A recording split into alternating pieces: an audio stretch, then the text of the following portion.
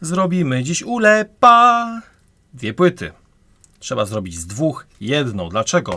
Bo to jest płyta z Della Alienware'a R2 17 cali, jakoś tak. I co ona ma? Pęknięty rdzeń. Tu jest sznyt taki 1, 2, 3. A to jest płyta z Lenovo. Z klejem, który przeszkadza. I stąd mamy zabrać CPU i wlepić tu. A jak wyjdzie? Nie wiem. Ja jestem Spox2. Ty jesteś na kanale Pola Masowe. Wbijaj. Zapraszam. Komentarz, łapa w górę, subskrybuj kanał, 74 000 i więcej i rozpoczynamy. Słuchajcie, niecodzienna sytuacja. Dlaczego? Bo ta płyta była grzebana. Klient dostarczył w tej formie. Element taki. Stąd rezystor, co ja gadam. Tranzystor został wylutowany, wklejony tutaj. Z kolei najważniejszy, no gwóźdź programu to jest procesor. Słuchajcie, tu jest mocarny, no kiedyś to tak było. Kiedyś to był mocarny procesor Intel i7 4710HQ, czyli wysokonapięciowe coś, co miało 4 rdzenie, 8 wątków i robiło rozpierdziel. Natomiast patrzcie to. Światło się trochę załamuje. No i co mamy? Może idźmy na mikroskop, kurde. Chodź tutaj. Tak. O to chodziło. Drodzy Państwo, mamy pęknięty rdzeń. I to tak dziwnie. Nie wiem, co się musiało zadziać, żeby tak rdzeń pękł. Może ktoś grał, może się po prostu wkur i zawalił, tak fest. Może, a może elektrycznie usterka. Nie mam pojęcia, bo my tylko płytę dostaliśmy, nic więcej. Klient prosi o usługę, o jeden temat. CPU stąd, tu, game over i tyle. Ja nawet tego nie muszę testować, bo od razu powiedziałem, że gwarancji na to nie będzie z mojej strony, bo raz, że nie mam jak tego sprawdzić, a druga sprawa, kiedy widzimy coś takiego, no to jest to zastanawiające. I nie wiem, czy wspominałem, GTX 980, więc jak kogoś było kiedyś stać na laptopa z GTX 980, no to wow. Dlaczego? Bo szczerze powiedziawszy, lat temu 10, to spotkanie laptopa na 980, no nie wiem, czy na serwisie miałem 2 chociaż takie. Ale ja mało laptopów zrobiłem, więc jakbym zrobił więcej, to bym spotkał więcej. No tak. Także tutaj mamy rdzeń N16E GX A1. Ty, ile to w ogóle VRAMu ma? Raz, 2, 3, 4. 5, 6, 7, 8. No i w tamtych czasach, bo to trzeba tak mówić, było 8 giga zapewne pamięci, bo 16 to na pewno nie miało. W ogóle mostek, słuchajcie, powinien tu siedzieć mostek Intela SR17D. Tak, kurde, patrzę pod kątem, bo zawsze sobie spisuję oznaczenia, cała płyta, model, wszystko, nie? I tutaj, śmiechem, żartem, jest coś, co nie istnieje. Dlaczego? Bo tu jest napisane QFLHES. Wpisując w internecie ten temat, to nie istnieje. Ja nie wiem, o co chodzi, ale to jest porąbane. Natomiast tutaj nigdzie na tym mostku nie ma żadnego takiego sensownego oznaczenia. Tu jest jakiś numer seryjny, no ale mówię, ja czegoś takiego nie spotkałem. Może wy wiecie, może możecie wygooglować, napisać mi, co jest grane. Także tutaj mamy ten dupek Q, jeszcze nawet powiększy, żeby nie było, że ściemniam. Ty, a to nie było lutowane? Nie, dobra, jest klej oryginalny. QFL-HES. Także takie coś mamy tutaj przed sobą. Dziwoląg masakryczny. No i ten pęknięty rdzeń. I teraz tak, czy to było lutowane, kombinowane?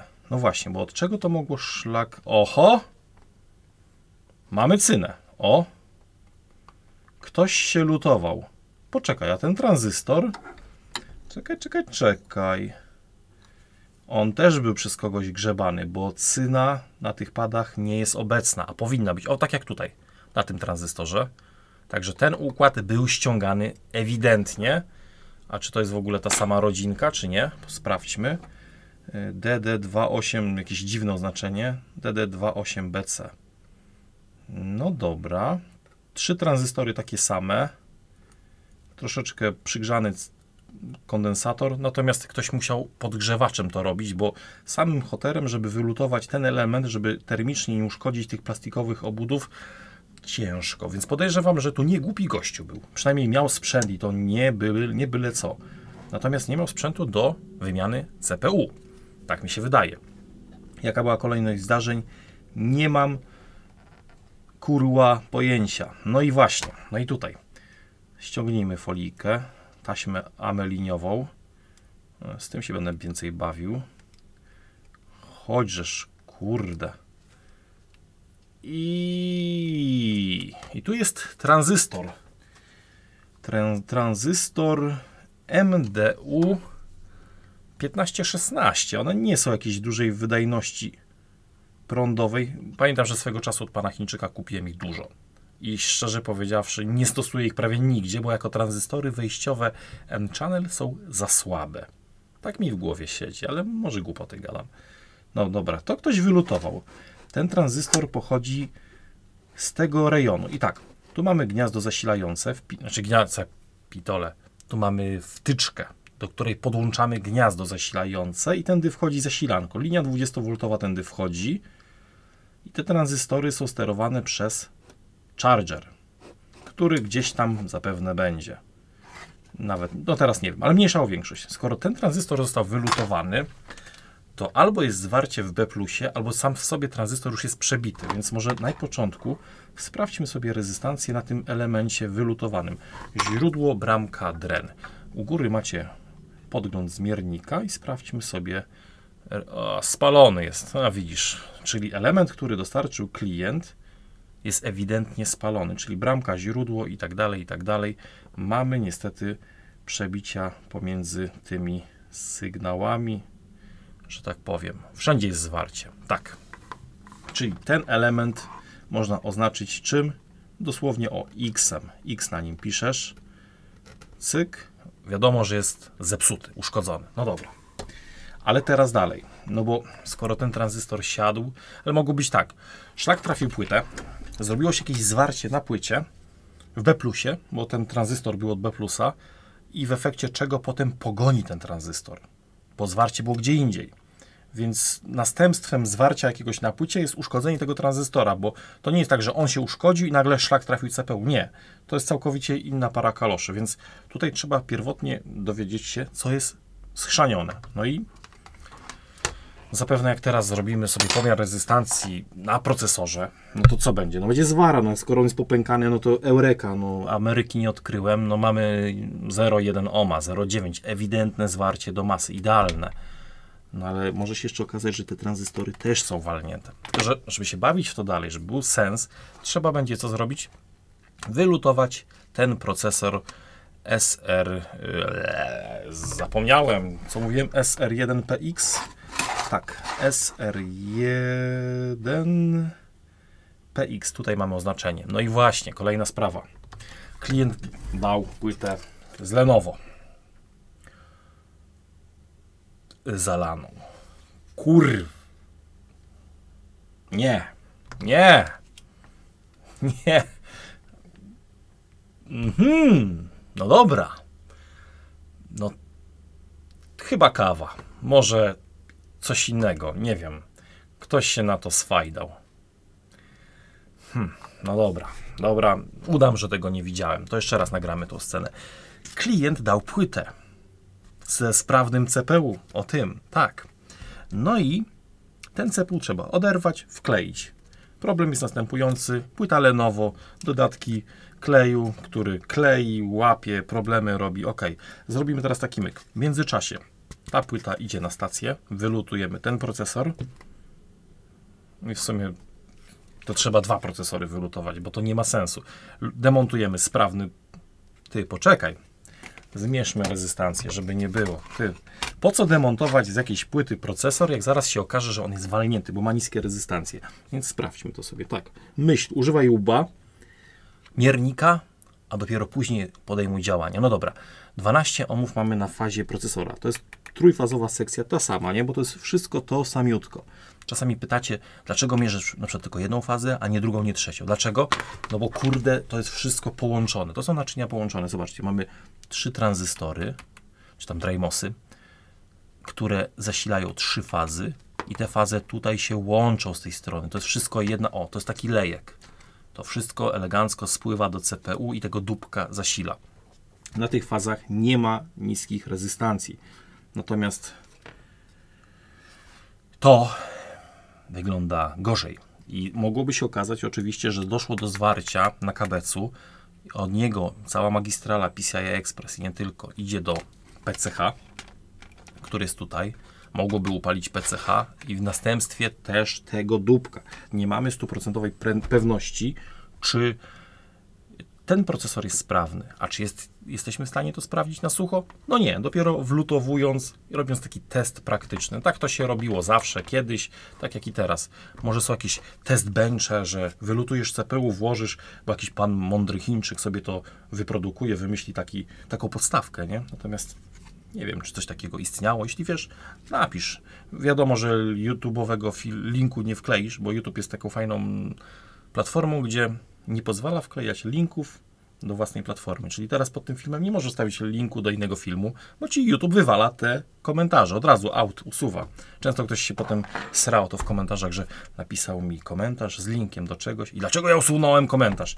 Nie usuwam. To YouTube robi. Po prostu. To jest dziwne, ale prawdziwe. Dobra, koniec pitolenia. Ściągam 2 procesory i do Was wracam. Mam oto właśnie tutaj bardzo gorący, w sumie nie pokażę na termowizji, procesor wylutowany. A jedna rzecz, o której nie powiedziałem, to jest i5 4210H, jakoś tak, czyli 4 rdzenie, 4 wątki w 4. generacji, jakoś tak to leciało, więc dobra, patrzymy jeszcze raz na tych koleżków. Procesor, który dał z płytą klient, czyli SR1Q0, mówię i5 z tego co pamiętam, zdemontowany i pęknięty rdzeń na i7, czyli ten dupek, czyli one już są wylutowane. Tu mamy płytę, no, która wygląda jak wygląda. Pozostałości kleju, bo klej zawsze na boku przesuwamy troszeczkę jeszcze bardziej. Syk i sobie go zaraz podgrzejemy i dobra, możemy to pozbierać. Zaczniemy robić porządek. Oczyścimy laminat i potem skupimy się na tym, żeby nie było zwarć i tak dalej, bo nie ma sensu lutować procesora, jeśli miałoby go zaraz od razu spalić. Więc jakiś pomiar trzeba zrobić. Dobra, teraz tak. Grot szpatuła, czyli ten szeroki, to jest podstawa do tego, żeby chcieć bawić się w BGA, żeby to robić w miarę normalnie, żeby nie pozrywać padów. Wiecie, bez sprzętu niestety no nie robota. A ta robota jest taka, że ona nie wybacza. Łatwo jest coś schrzanić i to jest to, co wielokrotnie powtarza się w komentarzach, gdziekolwiek nawet jak kogoś spotkam, że każdy mówi, że takie oglądanie lutowania na ekranie wydaje się nad wyraz łatwe. Że to wszystko jest takie ciach, pach, poszło, nie? Tak, to łatwo idzie w momencie, kiedy robisz to już n-ty raz. Nie drugi, nie trzeci, nie 5, bo nie ma jeszcze takiej alfy i omegi, która zaczęłaby robić rebaling 5. raz w swoim życiu i nagle by to szło super. Nie ma bata, po prostu nie ma takiej osoby. To trzeba sobie uczciwie powiedzieć. Ja pomimo, że zrobiłem tych układów kilka do tej pory, to dalej zdarzają się fuck-upy, po prostu. To jest norma i do dzisiaj mam problemy z lutowaniem procesorów Intela na, nie wiem, 12 generacji, 11. Jest kiepsko. Dzisiaj robiłem kolejną reklamację takiego procesora. No i nie było fajnie, na razie laptop ruszył po reklamacji. Mogłem nagrać nawet o tym materiał, nie pomyślałem, bo reklamacje to nic przyjemnego, no ale kurczę, zdarza się i ciężko jest to wlutować. Z kolei inne laptopy na Intelu nie chcą te procesory siadać równo, krzywi się to wszystko i masz, można powiedzieć, 50% szans na to, że wlutujesz taki układ prawidłowo, równo. I to jest nierówna walka. I to nie jest tak, że ty nie umiesz. Po prostu sprzęt nie lutuje, bo układ lutuje się za pomocą maszyny. Zaraz ktoś powie, tak, wystarczy to ustawić. No tak, to wszystko wystarczy. Natomiast te Intele, no nie są hop-siup, ale oczywiście mówię o lutowaniu Inteli w Lenovo, nie w innych laptopach, bo tam to nie ma większego problemu. Natomiast Lenovo, ja to bawię się w Lenovo. O, ty no nawet kurde tutaj czyszczenie laminatu poszło znośnie. Mamy trochę syfu, oczywiście. Kolejny krok to nałożenie szmatki. Zawsze nakładam szmatkę, może zmienimy kamerę. Będzie widać, jak chemia serwisowa działa. Chemii serwisowych jest wiele różnych. Ja nakładam szmatkę, rękawice ściągnę, bo są nowe. Jak nową, czystą rękawicą zacznę trzeć, będzie uwalona. Po co? Po co? Rękawice swoje kosztują. A umówmy się, korona mi z głowy nie spadnie, jeśli pozalewamy trochę to preparatem typu PCC15, KT5, KT6, a nawet i nitro. Kto widział, ten wie, co jak działa. Każdy ma swoje tajne techniki na czyszczenie laminatów. Także zobaczcie, ja te rączki mam tutaj i teraz jak Zbyszek Nowak. Ręce, które leczą. delikatnie przesuwam od lewej do prawej, od prawej do lewej, od góry do dołu. Dobra, zmieniam się. Chrzanić to. Czyścimy, nawalamy, nadupcamy laminat. Jep. O, jak jest? Piknie. Kurde, panie.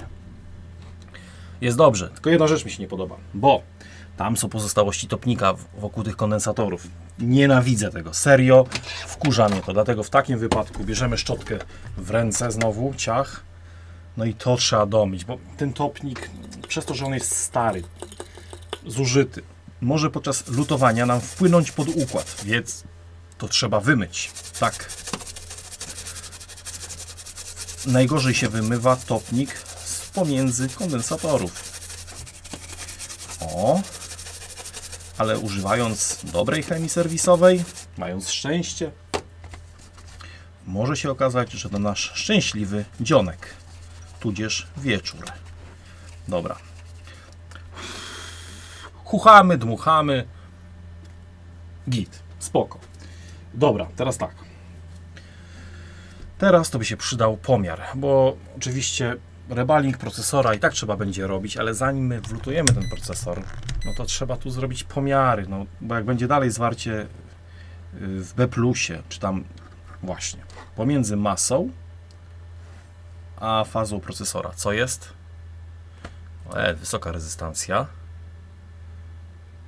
Mega ohmy, bardzo ładnie, no ale dobra, same tranzystory od CPU, bo ktoś tu był, ktoś tu lutował. Czyżby to nie było zepsute? Serio? No nie ma zwarcia.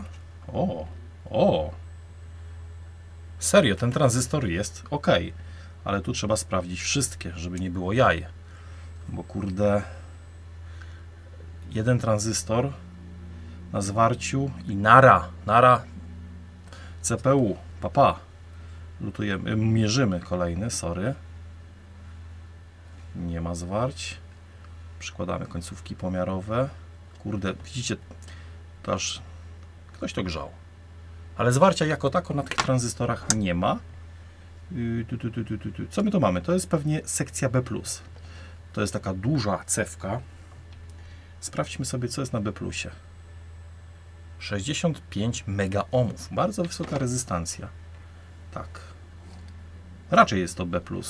Tak strzeliłem teraz, ale to nie musi być B+, chociaż ta linia idzie do kondensatorów, do tranzystorów, więc B+ jest na tych kondensatorach, więc możemy sobie jeszcze raz zmierzyć, żeby się upewnić. Cyk. No i co mamy? Nie mamy nic złego. No dobra. Dalej. No to w takim układzie tranzystor. Może zajmijmy się kolejnością. Bo żeby wlutować CPU, ta płyta musi wstać elektrycznie. To jest coś, czego wielokrotnie nie zrobiłem i pożałowałem. Dlaczego? Bo się napaliłem, chciałem wymienić układ, wywaliłem go, wstawiłem drugi, niby działa. Odpalam płytę, spalił się procesor. Dlaczego? Nie zrobiłem pomiarów.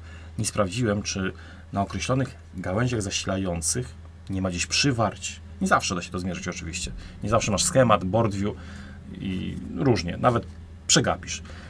Jeżeli mamy płytę w takiej formie, to trzeba ją uruchomić elektrycznie. Trzeba uzupełnić braki, podać jej zasilanie i sprawdzić, czy startuje B+. Tu musi startować B+. Nie ma sensu lutować CPU, jeśli B+ nie ruszy. Czyli B+, ta główna linia zasilająca wytwarzająca 19V. Więc teraz tranzystory MDU1516. Tak jak wspominałem, mam je nowe od pana Chińczyka w dużej ilości. To jest ten, co był spalony, co krzyżyka na nie postawiłem. Cyk. A tu mam z kolei, proszę bardzo, MDU, cały blister pack, czy jak tam to się nazywa. Wyciągamy dziada, cyk, chodź tu. O, piękny, nieśmigany. Jeżeli tranzystor leży bardzo długo, nie? Bo tak się może okazać oczywiście, on się utlenia, cyna się utlenia, no to jest norma. Więc warto w razie W przetrzeć go frezem do pazurów. O, patrz. Może za wiele to nie da, ale delikatnie spolerujemy. Pada. Te tranzystory mają z 2 lata na bidę. I od 2 lat przechowywuję je oczywiście w warunkach serwisowych. Wiadomo jakich. Genialnych, idealnych. Tak, mam komorę klimatyczną, strefę ESD, strefę EPA. My tu mamy 330 metrów kwadratowych serwisu, więc kto był, ten wie, widział, nie? Także wszystkie standardy, wymogi produkcyjne, tak, mamy zachowane tutaj w Kielcach. Więc teraz, co zrobimy? Pobielimy ten tranzystor cyną, bo nie będziemy go nakładali, bo to jest w ogóle taki temat, że czasami ktoś nam przynosi laptopa do naprawy, po serwisie i tak dalej. Ktoś nakłada nowej cyny na laminat i taki tranzystor w takiej formie przykłada i chce go wlutować. To jest błąd. To jest oczywisty błąd. W takim wypadku zawsze lepiej i bezpiecznie jest co? Pobielić, czyli ocynować tranzystor. Nieduża ilość topnika, trochę cyny. O, chodź tu dziadu. Używam teraz tego topnika Broquetas, bo mi się podoba jego zapach. Na zmianę oczywiście z Wortonem, bo Wortonowi palca środkowego nie pokazałem. Natomiast ten Broquetas, pomimo że ta konsystencja jest taki trochę żelowaty za bardzo, jak się go podgrzeje, to jest lepiej, ale mniej wali. Więc to jest też jego niewątpliwy plus. Jak ktoś używa Broquetasa, napisz komentarz. Broquetas do złapania w tym Elevancie. sklep.elevant.pl, jakoś tak. Także przy okazji zamówiłem ostatnio u nich. No i kurde, codziennie tym lutuję. U nas chłopaki tam średnio lubią ten topnik, ale mi on leży, bo zapach. Co zapach, to zapach, bez hitu. Parę osób pisało komentarze, że faktycznie fajny taki bursztynowy smród. Dla jednego śmierdzi, dla drugiego pachnie. Ja jestem team pachnący. Czy tam pierdzący. O, no i słuchaj, zanim to wlutujesz, ta cyna out. Temperatura na grocie 315 to za mało. Minifalą tego nie ruszę. Podbijamy temperaturę do 350 stopni. Dokładamy Broquetasa. Cyk. Znowu cyna właściwa, że tak powiem. O. Można byłoby od razu położyć go, ale nie, ja jestem tym świrem, który czyści. Ja lubię czyścić cynę, żeby się nie zastanawiać, co tu było, jak było. Tylko o, pyk. Dobra. I lecimy. I dzisiaj znowu pewnie 50 minut materiału będzie na bidę. Chyba że się coś wywali. No i cóż. Tak wyglądają naprawy w serwisie. Jeżeli ktoś wierzy w to, że nie wiem, ktoś rozbiera laptopa, rozbiera, diagnozuje, mierzy laminat, wymienia elementy, naprawia, składa i to wszystko trwa godzinę, to niech się puknie w głowę. Tak się może zdarzyć tylko wtedy, kiedy nie wiem, masz zwarcie w B+, masz spalony kondensator, ok, to jest realne, a wszystkie inne tematy to panie. Czasami może 2 godziny, a przeważnie po prostu to jest więcej. Tylko że YouTube inaczej wyglądają, inaczej się to pokazuje. Dobra, to mamy znowu Broquetas. Inna nazwa tego topnika mi wchodzi zawsze po głowie, jak to wypowiadam, ale z uwagi na restrykcje YouTube'owe pozwolę sobie oszczędzić dzielenia się tajemną wiedzą. Dobra, cyk. Dajmy trochę cyny. Napad od B+. No, to wszystko wygląda legit. Nieduża ilość topnika, cyny i spoko. I teraz ten tranzystorek od nas. To jest ten dupek. No i teraz tak. Zanim wlutujemy tranzystor, zawsze nagrzewamy laminat. I tu nie ma przeproś. Nie nagrzewaj samego tranzystora, tylko nagrzewaj miejsce lutowane. W ten sposób. O. I musi dojść do rozpływu cyny. Jak ona zacznie, o właśnie to, widzisz to? To już ten laminat się nagrzał trochę, nie? I teraz jeszcze go nie kładę. Znowu nagrzewam. I teraz cyk. I on zaraz wskoczy dosłownie. No, albo sam mu pomogę. Dociskam delikatnie, chociaż tam napięcie powierzchniowe i tak zadziała. Zaraz cyna zastygnie. Jest git. Co dalej? Myjemy laminat. I zobaczcie, od tego grzania mojego delikatnie ten kondensator uszkodziłem termicznie, jeżeli chodzi o ten plastik. One są czułe, bo umówmy się, hoter i nawet 130 stopni bezpośrednio dmuchający obok też to odkształci. Chociaż różnie z tym bywało. Dobra, tranzystor mamy wymieniony. To można było jeszcze przemyć. Do tego można użyć specjalnej szczotki, cudotwórczej szczotki od pana Chińczyka z tym turbo włosiem. O, coś takiego. Lecisz lewo, prawo, góra, dół. No i mazów czasami jest mniej, czasami więcej, różnie. Jak wyjdzie. I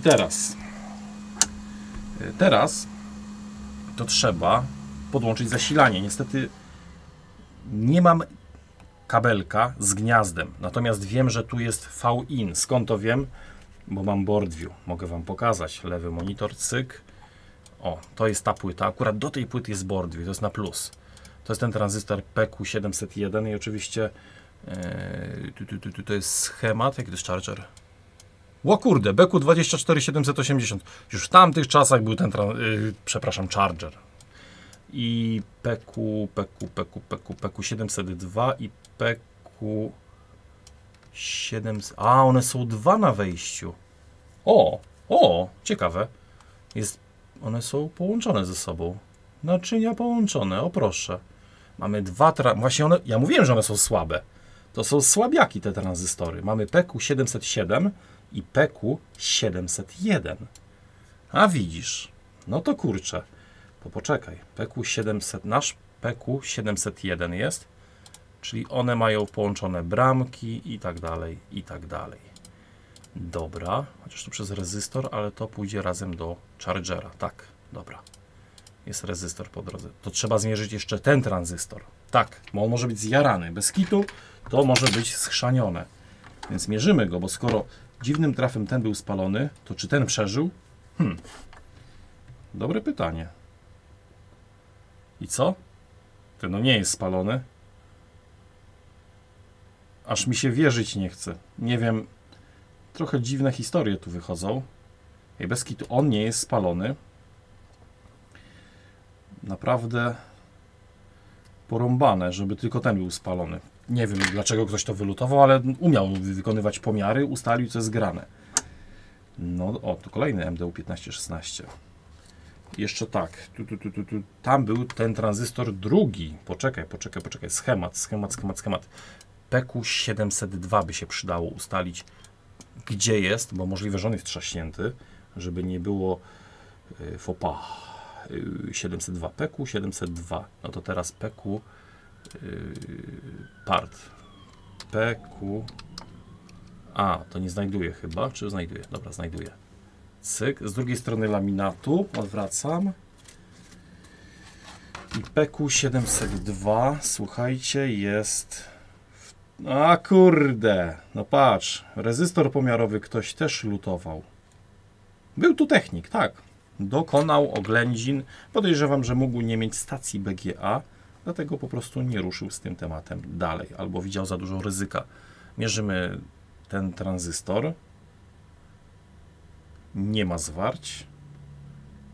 No spoko. Ten rezystor pomiarowy jest zapewne od B+.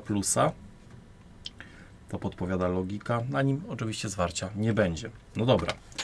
No i teraz wracamy do początku, bo mówiłem, żeby uruchomić płytę elektrycznie, żeby się upewnić, czy B+ startuje. W tym celu trzeba się dowiedzieć, gdzie jest co.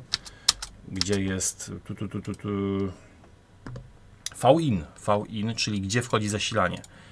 Te tranzystory są od V-inu. O, zobaczcie, mamy V-in. Tutaj mamy cewki PL1, PL3. I już stąd bardzo ładnie widać, że raz, dwa, trzy, cztery. 4 piny, 4 kable. No to już jest moc. Musi mieć wydajność ten sprzęt. Jak na 4, no zobaczcie, jak to fajnie robili kiedyś laptopy. I wtyczka zasilająca była na 4 kable od plusa. Od minusa też 4. No sztos. A teraz to już, teraz jest gorzej. No i o co chodzi? Musimy zalutować kabel tutaj pod te 4 piny. No, przynajmniej w to miejsce, tu.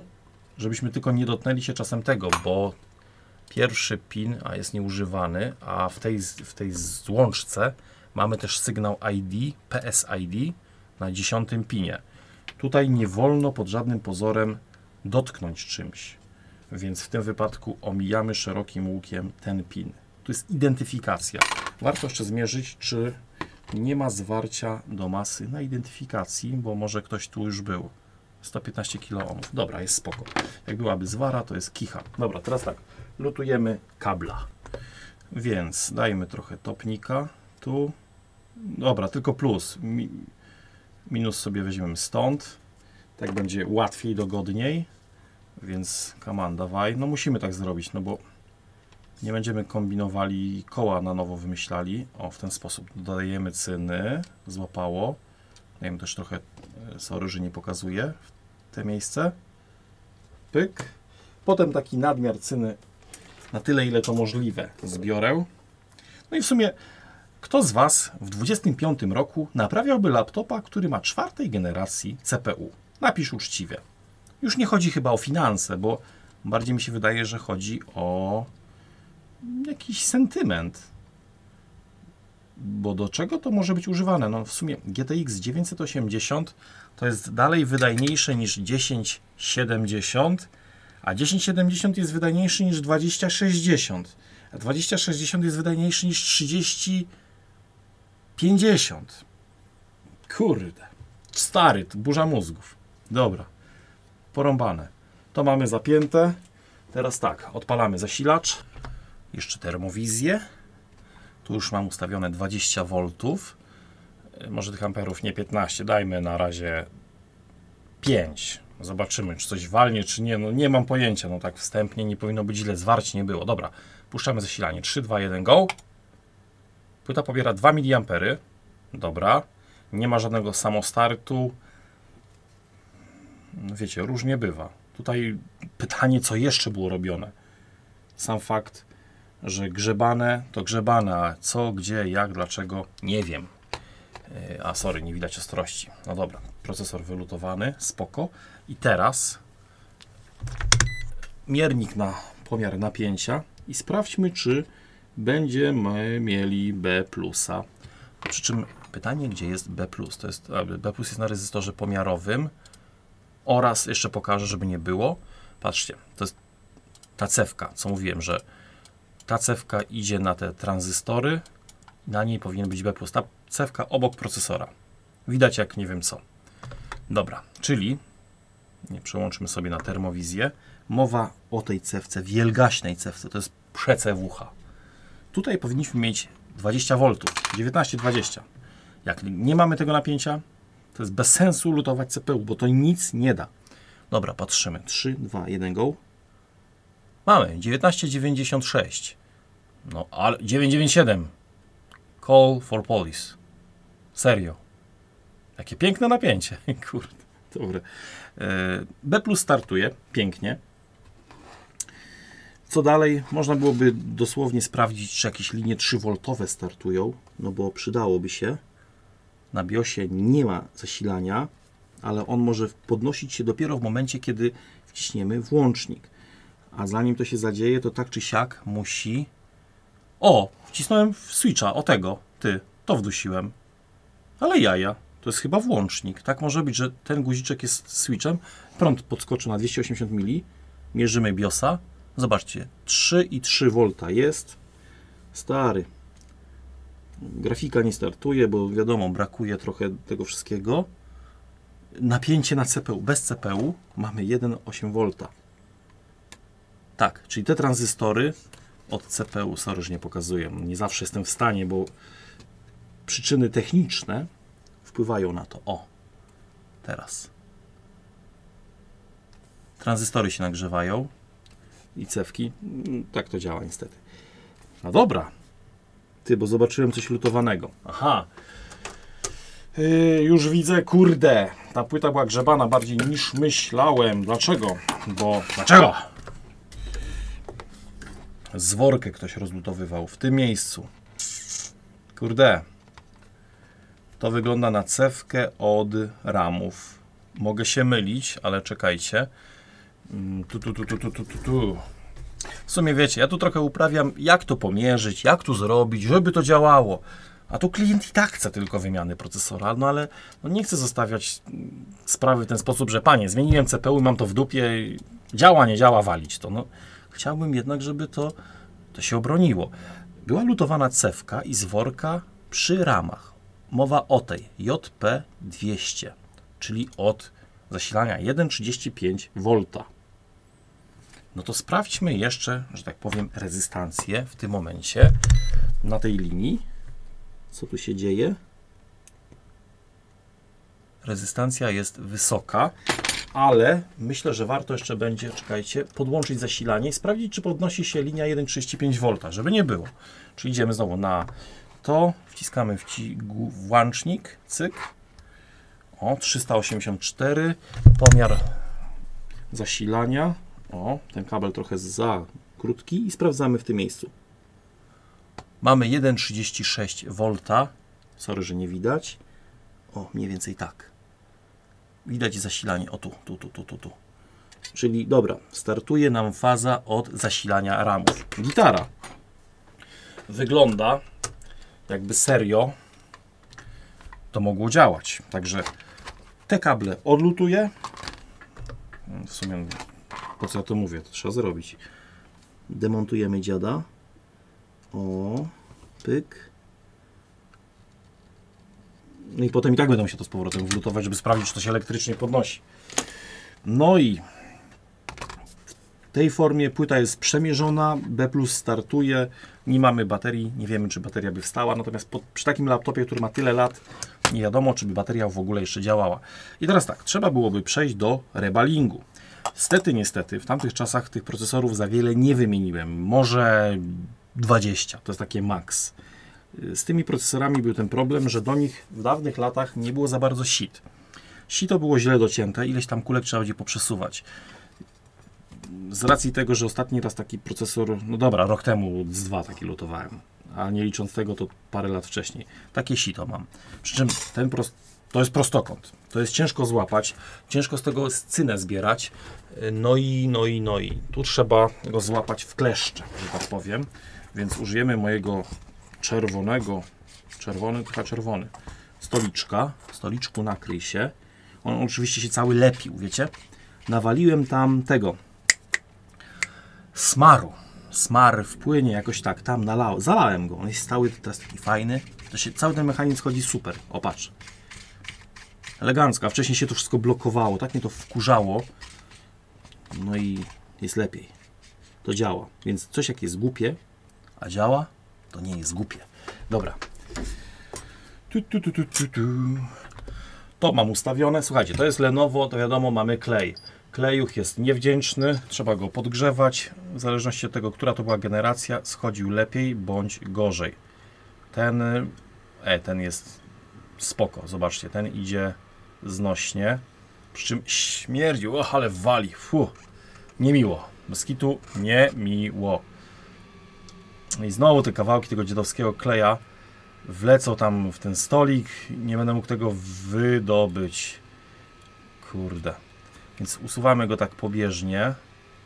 Resztę grotem. O. No i zobaczymy, co nam z tego wyjdzie. Może będzie dobrze. Kurde. Więc kto wie. Coś takiego.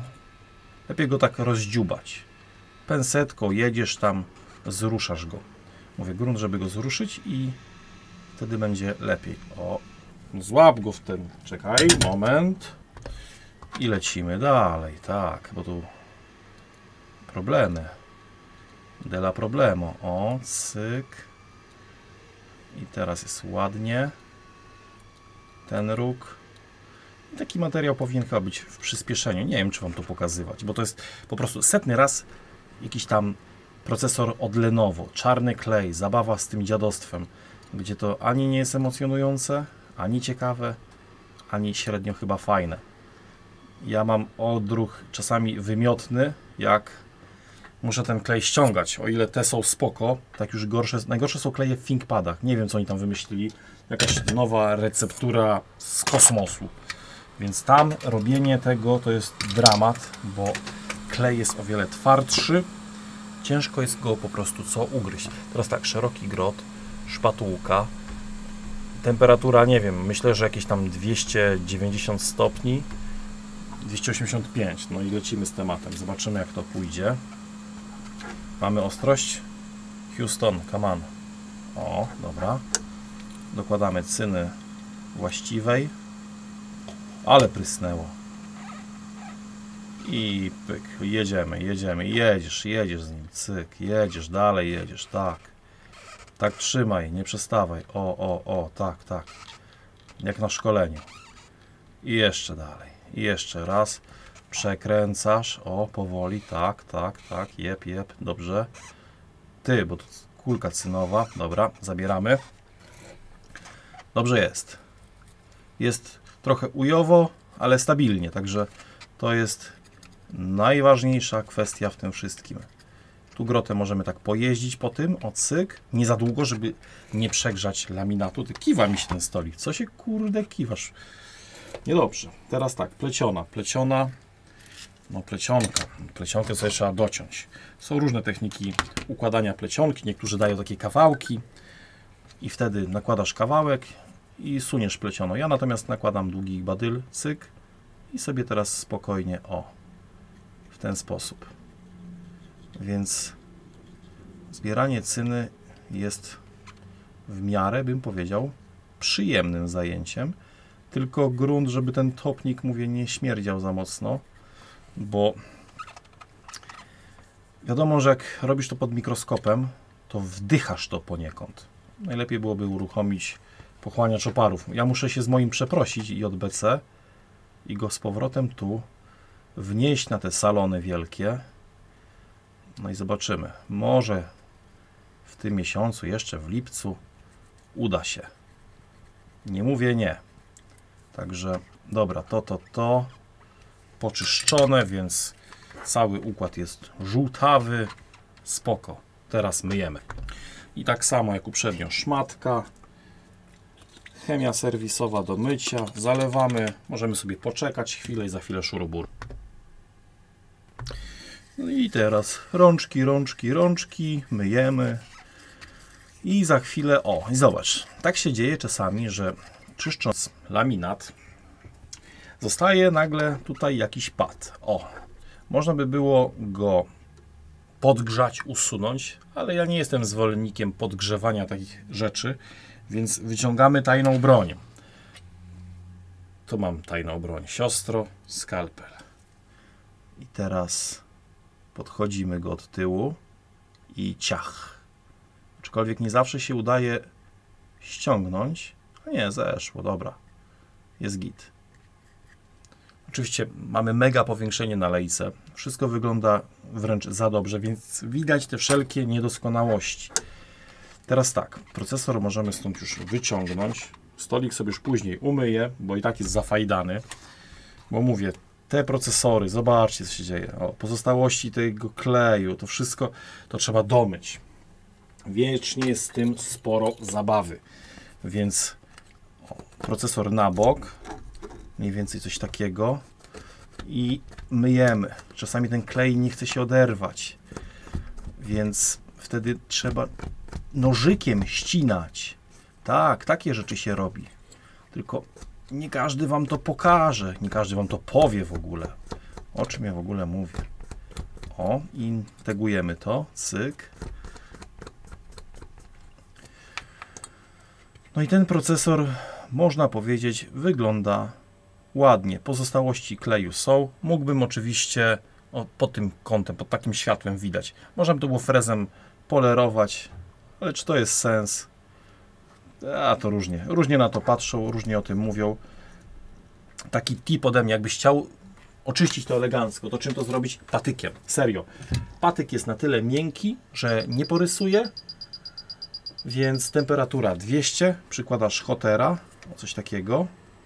No, kiedyś nie myślałem o tym, jak to kurde usunąć, żeby było fajnie. A tu trzeba mieć jakieś takie dosyć twarde drewienko. Bambus, czy nie wiem, wynalazek. I patrz. Nagrzewamy. Szurujemy tym drewnianym dupkiem. O. I finalnie taka chałupnicza technika, bym powiedział, ale działająca. Ale to niewiele wpływa na wszystko, no bo coś takiego. Dobra, przemyję. Ja tylko wam pokażę, o co chodzi. Co możemy z tego wyciągnąć? O ile będzie lepiej. Jeśli będzie lepiej. O. Coś takiego. Ten klej się oczywiście wżera w strukturę tego trochę laminatu, tam są jakieś pory.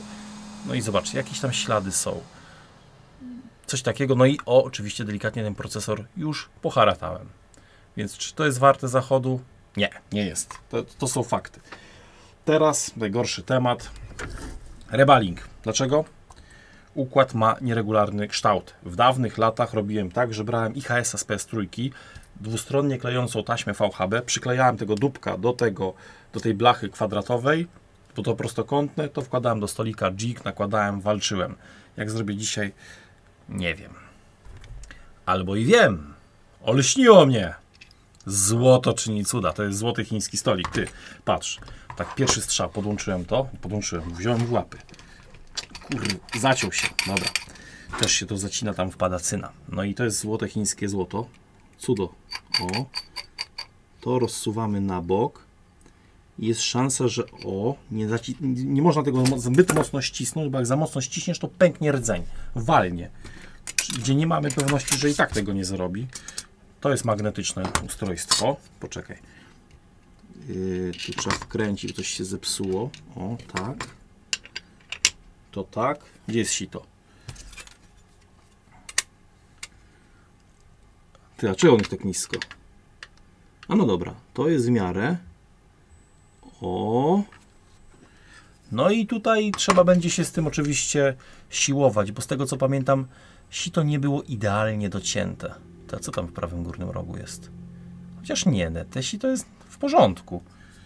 Nie budzi obaw. Chociaż, no trochę tam. A to co to jest? Nie gadaj, że zerwałem pada. No bez jaj. Dobra, fałszywy alarm. To jest utleniony pad. Ale warto na takie rzeczy co? Zwracać uwagę. Jak to zrobić? Albo to bierzesz jakiś skalpel, cokolwiek co drapie i jeździsz po tym delikatnie. Coś takiego. Albo możesz wziąć gumkę do pazurów. To jest podobny temat. Więc takie powolne, precyzyjne ruchy, delikatne, wpłyną na to, że będzie git. Ja mam tu podgląd na prawym monitorze, więc moim prawym okiem mogę tutaj oczywiście zadziałać. Jeszcze tak sprawdźmy. Ta strona git, tu jest fajnie, tu też. O, skalpelem można, zobacz. Pozostałości tego kleju. Jakbyś się uparł, nie? Jak ktoś ma precyzję w łapach, no to też będzie spoko. Tak samo tutaj.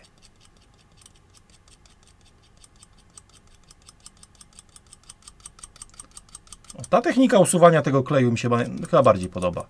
Przy czym tu trzeba mieć trochę szczęścia, żeby nic nie zepsuć.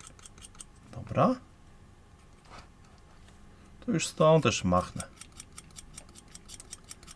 Coś takiego. Właśnie tak. Dobra. Bo to mówię, dużo gadania, dużo roboty, a czas tyka, a ty oglądasz. I pewnie i tak przewiniesz, bo kogo to interesuje. Liczy się efekt końcowy. Jak to było? Nieważne jak zaczynasz, ważne jak kończysz.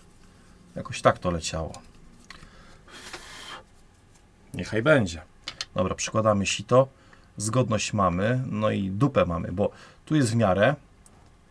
Z kolei no wszystko jest takie, kurde, na dwoje babka wróżyła. No, jednak te sito nie robi na mnie takiego pozytywnego wrażenia. No nic. Trudno. W takim układzie topnik w niedużej ilości, w bardzo niedużej ilości, bo to jest bardzo istotne dla tej sprawy, więc dam trochę taką kropelkę tu i tu i tu. Hoterem podgrzewamy. Come on. To ja zapomniałem, że muszę ten stolik podnieść. No tak. Przez to, że mamy teraz te chińskie stoliki, te Amaoe i te inne wynalazki z sitami do grzania bezpośredniego, no to człowiek nie musi podnosić góry. Grzejesz hoterem przez sito i masz to w zadzie. A tutaj nie. Tutaj trzeba mieć skilla, żeby robić rebaling takiego procesorka. ale raz na jakiś czas można sobie coś takiego pyknąć. Nawet dla sportu, żeby nie zapomnieć, jak ta technika wygląda. Bo tak śmiechem, żartem, nie wiem, czy my za lat 5, 7 będziemy to robili. To jest bardzo dobre pytanie.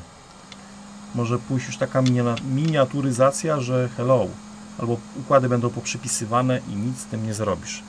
Więc taka szansa niestety jest możliwa. Dobra, kulki 0,45. Widzę, że to będzie do poprawy. Sypiemy, chrzanić to, dobra. Rąbiemy ile wlezie, pach. Pewnie już z 50 minut nagrywam, znając życie. Kurde, 50 minuta, bez kitu. W ciemno to powiedziałem, serio. Normalnie zegarek w oczach, szkoda, że nie pieniądze. Dobra, ciach tego dupka, żeby się to nie przesunęło. Moment, bo muszę go podnieść w łapy. O, i teraz siała baba mok, nie wiedziała jak. Kurde, o. Cyk i sypiemy. Come on. Dawaj. Trzęsawka. No i idziemy na mikroskop. Ok, tam pozostałości kulek niech będą. No, wygląda to... Kurwa, nie! Sunął mi się. Ja pierdzielę. To było nieeleganckie. Źle złapałem stolik. Zamiast go podnieść do góry, to mi się to metalowe gówno przesunęło. No i co? I jajo. Tak miałem zrobić. Miałem to podnieść. Proszę bardzo. Tak się robi rebalingi.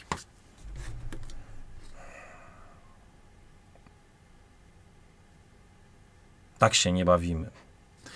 No, dlatego ta technika nie jest wcale taka prosta. O tym trzeba sobie powiedzieć uczciwie. A druga sprawa, kiedy używasz takiego stolika, z którym nie obcujesz na co dzień, tak jak ja teraz, po prostu złapałem za to i to mi się przesunęło. Ten element, a nie całość. No i no cóż, złe rzeczy potrafią się zadziać. Dobra, ściągam to wszystko, nakładam jeszcze raz stopnik i widzimy się na kulkach, które są już na układzie. Dobra, jestem. 2 wdechy, wydech. No i zobaczymy, jak będzie tym razem. Może niech schrzanie tego. Sorry bardzo za to, po prostu. Czasami się tak zdarza. Dobra, podnosimy górę. No i co? Pewnie trochę tych kulek trzeba będzie przesunąć. Aczkolwiek, no nie ma takiej tragedii, kurde. Słuchajcie, zawsze w tej gorszej opcji trzeba przesunąć tych kulek 200, 300. No tutaj dogrzewając hoterem, one i tak mniej więcej wskoczą na swoje miejsce. Nawet te wszystkie. O, kiedy już widać ewidentnie, że ta kulka jest, nie wiem, przesunięta znacząco, czyli ponad połowa kulki wystaje, zapada. O, na przykład tutaj. O, dobra. No to cyk, cyk, cyk. Popraw i nie pitol. No tak samo te. Można się umówić, że na początku to wygląda tragicznie, ciężko, ale nie ma się co denerwować. Trzeba się skupić na robocie, zagryźć zęby. No i kurde. Cyk, cyk, cyk. No i powoli to się zrobi. Najlepiej sobie jest rękę położyć na blacie, a to blatem sterować, a nie samą ręką, bo ruchy samej ręki są ciężkie, dlatego jest efekt tej trzęsącej się łapy. Ciężko jest trzymać w powietrzu taką pensetę i teraz jakbym w powietrzu miał przesuwać te kulki. Nie ma bata, nie da się tego poprzesuwać, żeby się łapa nie telepała. Często pytacie, jak ja to robię, że łapy się nie telepią, że jest precyzja taka o tutaj. To są sztuczki, triki, nie? Rękę kładę całą, opieram na blacie, no i innymi mięśniami operuję. I wtedy jest mi łatwiej, jest mi łatwiej manewrować. Jest taka precyzja, patrz. Robię to, co chcę. Cyk. Odbijanie kulek. No i tak jedna, druga, trzecia. Teraz będzie godzina materiału, bez kitu. Zrobienia starego złoma. Chociaż 980, To pewnie i watów żre sporo. Idziemy dalej. No patrz, tu wszystko jest... O, jednej kulki brakuje. Zaraz dołożymy sobie. O. No, odklej się. Czasami jest tak, że z pensety się nie chce ta kulka odkleić. Więc trzeba ją strącić. O, coś takiego. No tu była, patrz, jest jedna ekstra. Warto jest sprawdzić taki układ pod kątem, czy na przykład patrzysz, czy nie ma kulki na kulce. Bo w mikroskopie tego czasami nie widać. Wy to zobaczycie w kamerze, bo widać inaczej niż ja optycznie gapiąc się w okulary. To są takie rzeczy nielogiczne, ale jakże prawdziwe. Dobra, słuchajcie. Mamy to. Możemy sobie spoluzować trochę ramiona złotego stolika, skromnego stolika oczywiście. No i co? Wygrzewanko robimy. Także hoter w łapę. Nagrzewamy. I zaraz zobaczymy, czy to będzie tańczyło, lutowało się, czy będzie kicha. Może lepszy zoom będzie taki. No come on, baby, come on, come on. Nagrzewajcie się. Zróbcie to dla mnie. Już siara dzisiaj była, więc drugiej nie trzeba. I okrąglista ruch. Oczywiście najgorzej jest nagrzać początkowo układ. Potem jak już, już zaczyna się dziać magic, no to już będzie z górki. Okrągliste ruchy, powolne, nie spieszymy się. I 150 raz zapraszam na kulkowanie, rekulking. O, właśnie tak. Ale zawsze jest szansa, że jesteś nowym widzem, nie widziałeś tego wcześniej i chcesz się dowiedzieć, jak to się w ogóle dzieje, że coś można z płyty oderwać i z powrotem to przylepić. Dotknąłem dyszą, ale dobra, poprawi się to potem. Cyk, grzejemy. O, i już teraz lepiej idzie. Układ już złapał taką temperaturę roboczą. Zobaczcie, kuleczki się równomierniej układają. Właśnie tak. O. I to jest git. Tamta kulka nie siadła. O nie. No nie. Uwaga, mamy intruza. Przegapiłem. Co w takim wypadku zrobić? Wyciąć dziada. W takim celu, siostro, skalpel. I musimy oddzielić chłopców od mężczyzn. Won. Dobra. I znowu grzejemy hoterem. Tak to się nie bawimy. Come on. I okrągliste ruchy. I znowu. Kręcimy kółeczka. I układ znowu musi się podnieść temperaturowo. Zawsze to trochę trwa. O, właśnie tak. Przekręcam cały stolik. Pyk. Mówię, zawsze najgorzej jest zacząć. Te kulki nie siadają, jest kicha, jest wszystko to powykrzywiane. No i w takim wypadku co zrobić? No musimy dolać topnika i tyle. Jak dolejemy topnika, właśnie tak, to zaraz podczas wygrzewania te kulki zaczną się wyrównywać. Będzie to widać od razu. Tylko lepiej jest temperaturę nadmuch podnosisz, a temperaturę można to obniżyć. I patrz teraz. Wszystko wskakuje na swoje miejsce. One się przesuwają. Wszystko się wyrównuje. Wraca na swoje miejsce. I tak to robimy z całym układem. Kulki wyrównałem. Widać teraz, że jest gites. Możemy znowu zalać chemią serwisową. Cyk. Poczekać chwilę, aż ona zadziała magicznie. I znowu szuru buru, bo czyszczenie jest najważniejsze. Jak to schrzanisz, no nie, to się nie obroni, więc układ lepiej przemyć z tego topnika, który został już dezaktywowany, bo chodzi o to, że jest coś takiego jak aktywacja topnika, dezaktywacja. Dlatego ten topnik powinniśmy zawsze obligatoryjnie wymyć. Na tyle, na ile jesteśmy w stanie. Może nie idealnie, natomiast lepiej to zrobić naprawdę solidnie. Solidnie do tego siąść. No i kurczę, brakuje mi drugiego PCC, ale niech będzie. I teraz przez szmatkę. Szczoteczka, szmatka. I lecimy. Układ już zaczyna wyglądać. Jeżeli tam są jakieś włoski, czasami z tych szmatek oczywiście wskakują włoski. Na przykład tutaj widać jakieś tam 1, 2, 3. Penseta w łapę, cyk. I zgarniasz tego dupka. O. I to trzeba pościągać. Poświęcić mu trochę czasu. Jakieś zanieczyszczenia to norma. Więc usuwamy. I to wszystko teraz z tego przeszło czego? Ze szmatki. Więc w razie czego na bok, szuruburu. Kolejny krok to jest aplikacja topnika na laminat, pozycjonowanie i wlód. Dzisiaj będzie ujęcie z maszyny BGA i robimy wlócik. Słuchajcie, wszystko mamy ustawione. Za chwilę nastąpi wlód procesora. O, już tam z prawej strony widać delikatnie, że coś się zaczyna dziać. Nagrzewam płytę tylko i wyłącznie od dołu. To jest taka tajna technika powielana z dziada na pradziada. Albo pradziada na dziada. Nieważne. No i zobaczymy. Procesor się wydaje, jakby był trochę krzywo. Mógłby być bardziej do swojej lewej. Natomiast zobaczymy. Temperatura 160 stopni. No baby, dawaj. O, coś tam już z tyłu, z prawej strony zaczyna świecić się bardziej. To jest dosłownie jeszcze 15 stopni, czasami nawet 10. Żeby było git. I oczywiście nie ma pewności, czy taki procesor się zalutuje równo. Serio.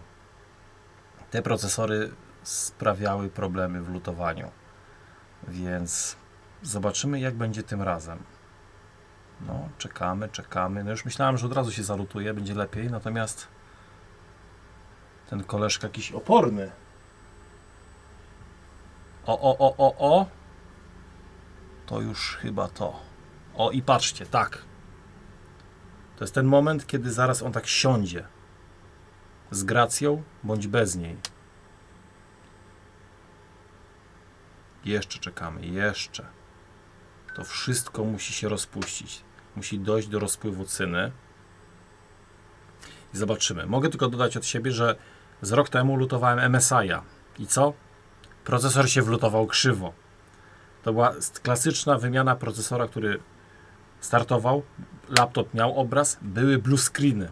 Wystarczyło układ wylutować, wlutować drugi sprawny i z bani. Skończyło się tym, że laptop zdechł. Po prostu nie chciał już działać, bo procesor za każdym razem krzywo siadał.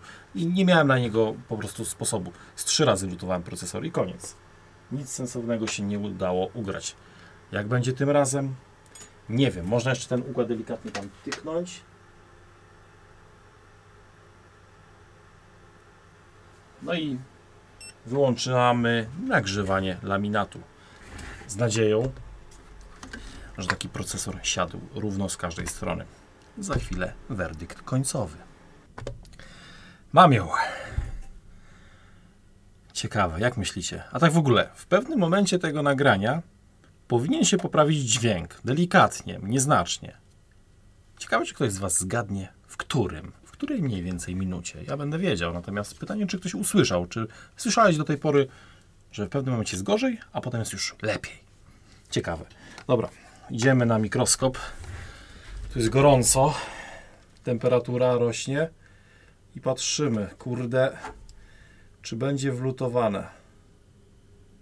No ta strona tak, kurde, te kulki bez szału. Idziemy w drugą stronę.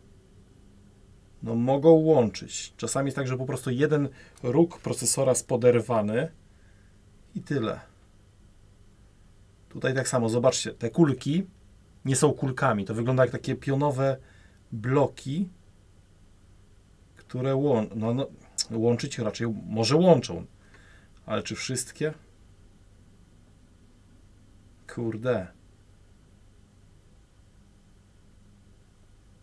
Ciekawe. No nic, no to teraz może sprawdźmy rezystancję. Jaka teraz będzie? Czy będzie zwarcie, czy nie będzie zwarcia? Kurde, kto wie. W dobrą stronę procesor wlutowałem. Jakbym to zepsuł, to już w ogóle dramat. Rezystancja na CPU 10 ohmów na fazach. No dobra. W takim układzie lutujemy kable, czyli powtórka z rozrywki. Ok, kable podlutowane. Jeszcze może przeczyśćmy ten procesor. Mogłem to dodatkowo doczyścić z pasty. Mamy pośród kondensatorów skrawki pasty, no ale już pal licho. Czy procesor nie jest pęknięty? Sprawdźmy, jak to wygląda. No, jest lusterko, nie odbija nic złego. Także jest git. Widać, że zmieniłem mu na SR1Q0, czyli i piątka. Dobra, zasilanie, słuchajcie. Zasilanie. Mam to na bananach podłączone, więc dzisiaj trochę inaczej. Ok. I RAM. Słuchajcie, to jest 4. generacja. 4. generacja prawdopodobnie była na ramach DDR3L. Tak pamiętam, że to już raczej na tych L. No zresztą mierzyłem napięcie 1,35 V DDR3L, bo low voltage. Fakt. Tak. Dobra. To wpinamy. Zobaczymy. Kurde. Jest szansa, że to ruszy, a równie dobrze może być jedna wielka dupa. Taka jest prawda. No to czekajcie, klocek miedziany mam przygotowany, w razie czego przyłożę na CPU, żeby się nie przegrzewał, bo te procesory oczywiście co miały do siebie? Szybko się grzały. Dobra, palimy zasilanie. 20 V, 10 A ustawiłem. Klikam on. 3, 2, 1, go.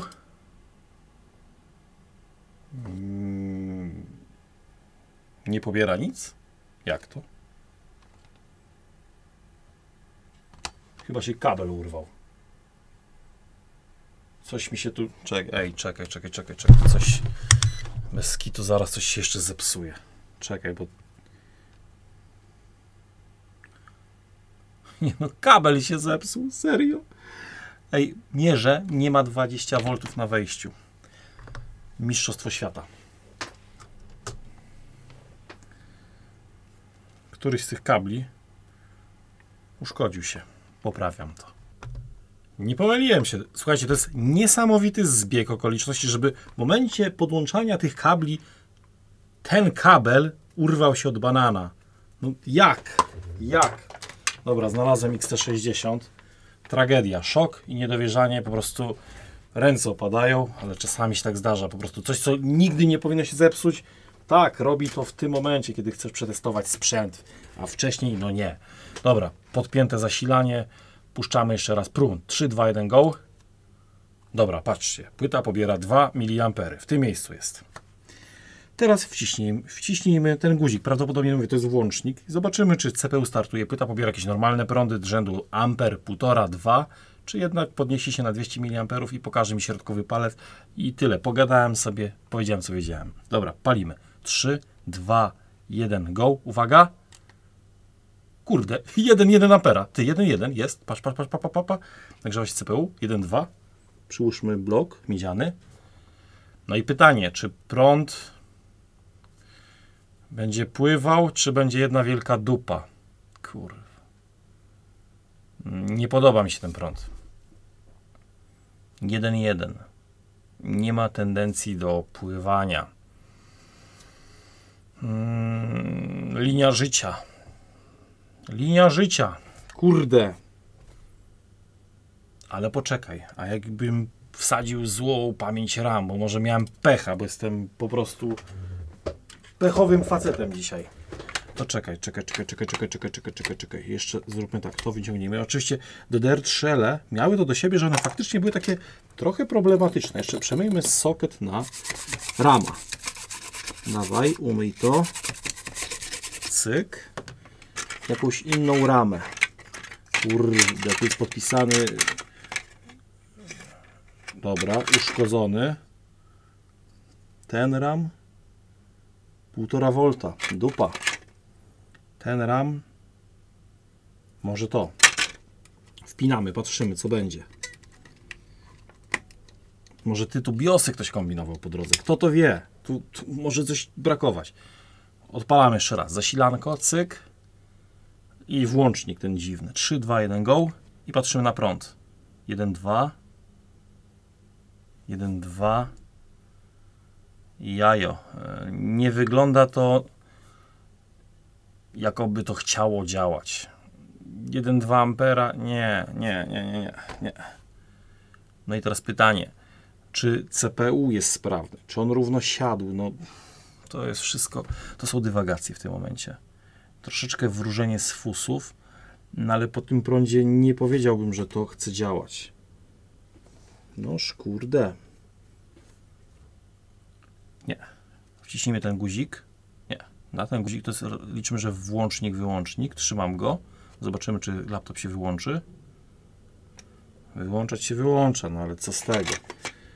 Kurde, no. Te ramy są brzydkie. RAM 1,5V raczej nie zatrybi. Sęk w tym, że może faktycznie ja nie mam sprawnego RAMu DDR3L. To nie jest wcale takie oczywiste. Kurde.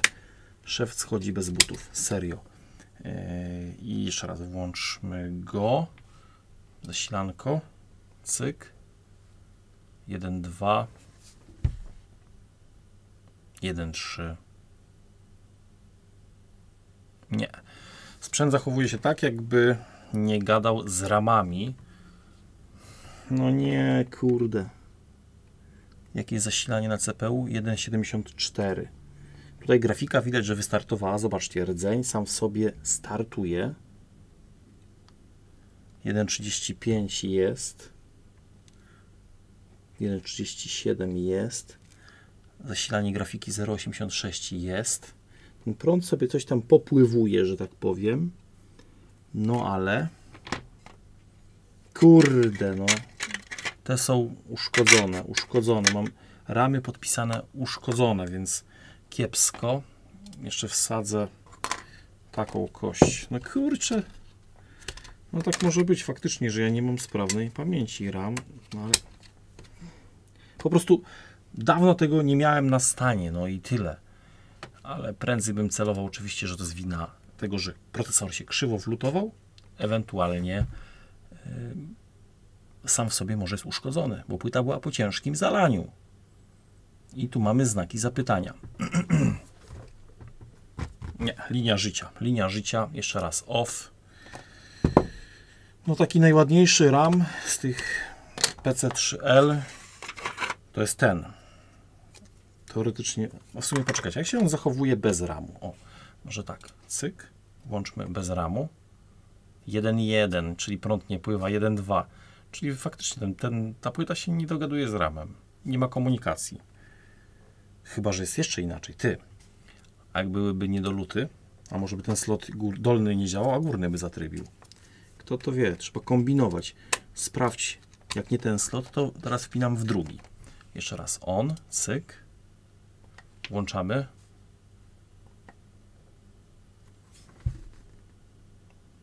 Linia życia.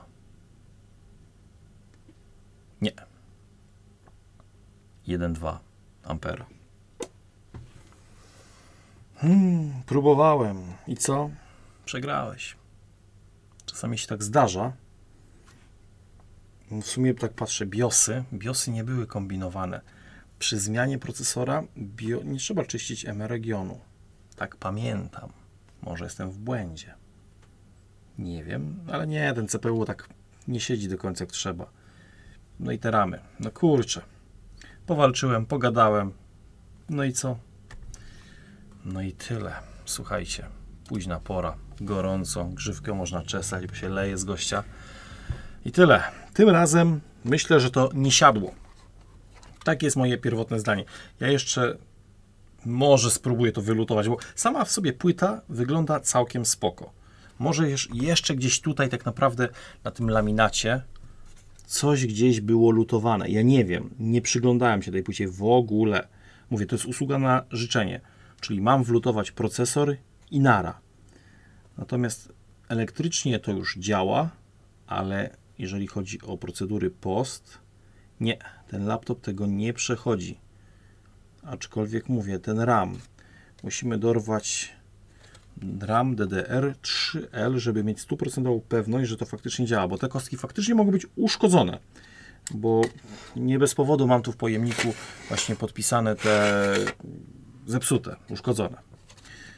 Kurde, więc fajnie było pogrzebać sobie w takim laptopie, zobaczyć, jak to wyglądały kiedyś bardzo drogie, fajne rozwiązania. Natomiast, no widzicie, nie zawsze słońce świeci. Także tym optymistycznym akcentem żegnam się z Wami. Był z Wami Spox2 z kanału Pola Masowe. Daj suba, komentarz i do następnego. Cześć, hej!